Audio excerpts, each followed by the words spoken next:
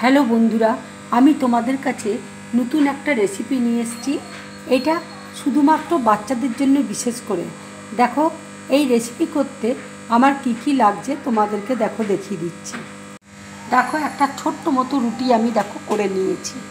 এখানে শশাকে এইভাবে আমি ছোট ছোট করে কেটে নিয়েছি, গাজর কেটে নিয়েছি, টমেটোকে এইভাবে কেটেছি, ক্যাপসিকাম রয়েছে, পেঁয়াজকে রিং করে কেটে নিয়েছি। এখানে একটা ডিম আছে, চিলি ফ্লেক্স আছে, ব্ল্যাক পেপার আছে, চাট মশলা আছে, ব্ল্যাক সল্ট রয়েছে। মাখন ফ্রাই প্যানে দিয়েছি, মাখনটা মেল্ট হয়ে গেছে। এবার আমি একটু রুটির মধ্যে মাখিয়ে নিচ্ছি। মাখনটা আমি একদিকে লাগিয়ে নিলাম। এবার ডিমটাকে আমি বাটির মধ্যে ফাটিয়ে নিচ্ছি।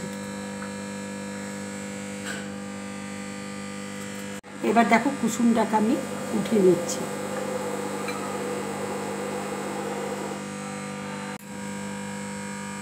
এবার রুটিটাকে আমি এই বাটারের মধ্যে দিয়ে দিলাম।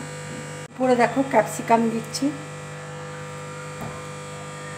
এবার পেঁয়াজ দিয়ে দিচ্ছি,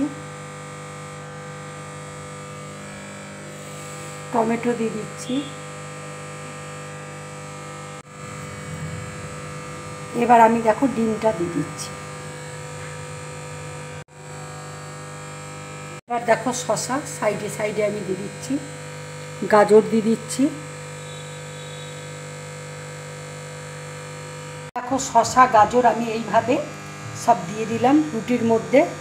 এবার আমি ব্ল্যাক সল্ট দিয়ে দিচ্ছি।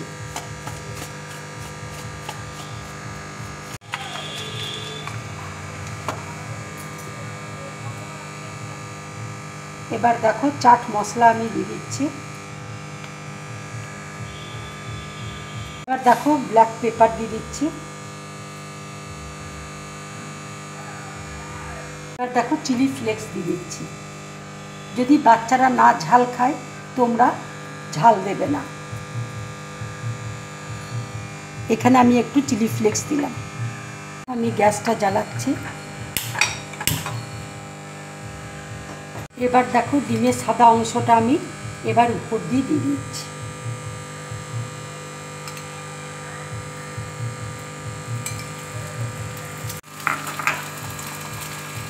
ডিমের সাদা অংশটা আমি দিয়ে দিলাম।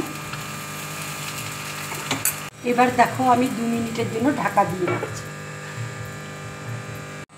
2 মিনিট হয়ে গেছে। এবার আমি ঢাকাটা খুলছি।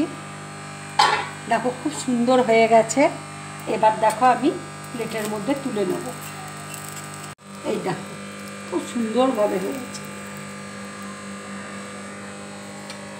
এবার সস দিয়ে আমি একটু ডেকোরেশন মতন করে দিচ্ছি, তাহলে বাচ্চাদের ভালো লাগবে। বন্ধুরা, আমার এই রেসিপিটা যদি তোমাদের ভালো লাগে তাহলে লাইক করবে, শেয়ার করবে, আর ড্রিম ব্লগ চ্যানেলটাকে সাবস্ক্রাইব করবে। তোমরা বেশি করে কমেন্ট করবে, তাহলে আমার খুব ভালো লাগবে। নমস্কার।